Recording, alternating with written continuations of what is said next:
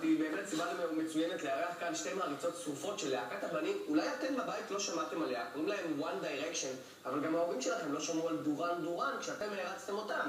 אז אנחנו נגיד שלום לאוראל רעלי, בת 16 תלמידה בכיתה י"א בבית הספר נבון בחולון, שלום. שלום.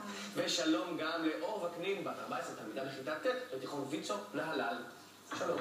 שתכן הגעתם במקום מאוד שונה, אבל מה שיחד אתכם הוא ההרצה לאותה להקה. מה זה? ככה, נקרא להריץ. זה כל היום, זה לחשוב עליהם כל הזמן, ללכת לכל פעם, לקנות כל דבר. מה זה אומר? איזה פעילות זה דורש? כמה שעות ביום, בוא נדוגרי, אתם כל אחת מכם עוסקת בפעילות ההרצה. כעיקרון, אני ואור אנחנו מנהלות באתר של One Direction בארץ. אז אנחנו גם צריכות לעדכן דברים באתר, ומה שקורה מסביב. זה בזמן מהחיים האישיים, אבל זה כאילו משהו שאנחנו אוהבות לעשות, אז זה לא ממש שמעיק עלינו. זה טיפה יותר ממעריצה רגילה. לא מעיק עליכם, אבל אני רוצה את האמת, האם זה מעיק על ההורים? לא. אצלי? בוא נשמע. קצת, בגלל שלפעמים יותר כיף לי לשבת ולעדכן ולהסתכל באתר, מאשר לשבת ללמוד למתמטיקה, כמו רוב המתבגרים, אבל בסופו של דבר, כן חשוב לי הלימודים וכן חשוב לי שני הדברים, ואני יודעת להפריד ביניהם. תראה, אנחנו שנים מדברים על זה, הפסיכולוגים, שהתופעה הזאת היא תופעה טבעית. אנחנו רוצים להעריץ מישהו שהוא לא בהשגה, זה בעצם באיזשהו אופן, אבל זהו. יש לנו פה הזדמנות פנטסטית, כי יושבים פה שניים שהם, מה זה מושל, כוכבי על. איך, דנה, איך אתם, אני הגעתי לרמות ההרצה שהריצו את דנה, ואני מבקש שהיא תגיד. דנה, מה זה עושה לכוכב? אני לא יודעת, אני חייבת לומר שאני כאילו... לא התכוננת לזה. לא, אני גדלתי לתוך זה מגיל כל כך צעיר, כאילו, באמת בגיל 12, וזה תמיד היה משהו שהיה נראה לי כמו סוג של טפיחה על השכם, שמישהו בא ואומר לך... כן, אבל היו גם תופעות קצת קיצוניות, כמו למשל ילדות שקעקעו את השם דרק פורן על היד. ועד היום מסכנות מנסות להתפתח מזה, וכלום. היו תופעות חריגות, אני חושבת שגרמו לי להרגיש מבוכה. שגרמו לי להרגיש קצת לחץ, כאילו, מה הדמות שלי משפיעה, כלומר, עד כמה אפשר... אבל זה סוג של אחריות, לא? וזה סוג, בוודאי שזה סוג של אחריות. אני גם כשהיינו בערוץ הילדים, היה לנו דברים שהיה לנו מותר, היו דברים שהיה לנו עסוק, היינו מובילי דעת קהל, והייתה עלינו אחריות, זאת אומרת, והיינו צריכים...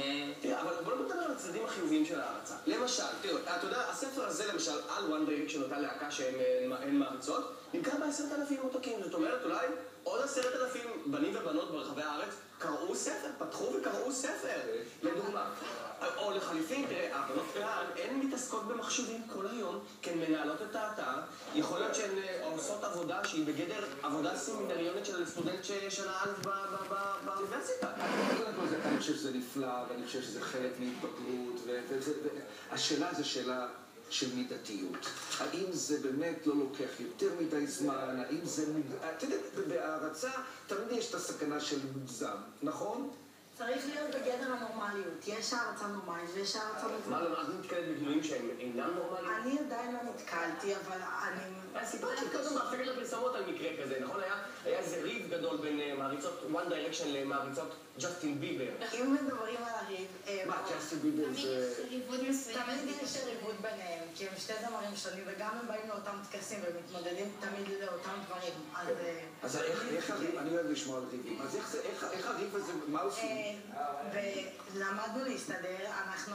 רגע, מה קרה קודם כל לפני שלמדתם להסתדר? זה תמיד קורה, יש כל מיני דברים קטנים שקורים, בגלל שתמיד משווים ביניהם. אז יש, נגיד, ריב על זה שהוא שר יותר טוב, והוא יותר טוב בהפרעה. טוב, איך הריב הזה בא לידי ביטוי? בפייסבוק? לא, בעולם, בכל הרשתות החברתיות כמו...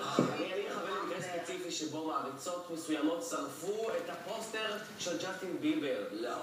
אני לא יודעת. זה קרה בעולם, בישראל אנחנו למדנו להסתדר אחת עם השנייה, ובאמת הוכחנו גם... אפילו שפות כולה, נכון? באירועי תרומה למיניהם. כן, אז בחופש הגדול השנה עשינו אירוע תרומה לחולי סרטן. עשינו מפגש, פתחנו איבנט בפייסבוק ובאתרים שלנו, של We Believe, האתר הרשמי של ג'סטין, ואספנו כ-4,500 שקלים, ואת הכל הלכנו למחלקה בשניידר עם איציק הליצן, בנוסף לכסף גם קנינו להם מתנות וממתקים ושימחנו אותם. ועכשיו גם אנחנו חוזרים בחופש פסח, בגלל שתנו לך חיות לקראת סגירה, אנחנו עושים אירוע התרמה.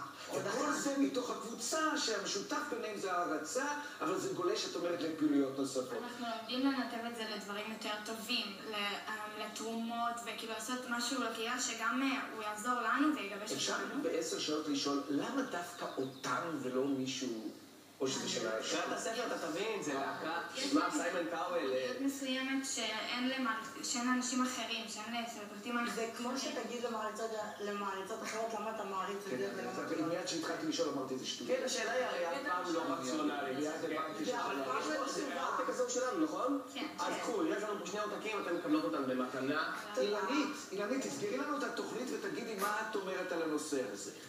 אני חושבת שזה תהליך מאוד טבעי, כל עוד הוא מבוקר, ושאומרים באמת שלא יצא מכלל פרופורציות ולא יגיע לממדים חריגים, אני חושבת שזה יפה וזה טבעי וזה חלק מהטון של מהרצת, שנדע, עוד סטיוארט, בנזין ויגאל בשן. וואו, עוד סטיוארט, לא הזכרתי כוורת, ודאי. איזו שאלה. תודה רבה, אילנית. תודה רבה לדנה, תודה רבה לכם בנות אוראל ואור. תודה רבה, שתכן.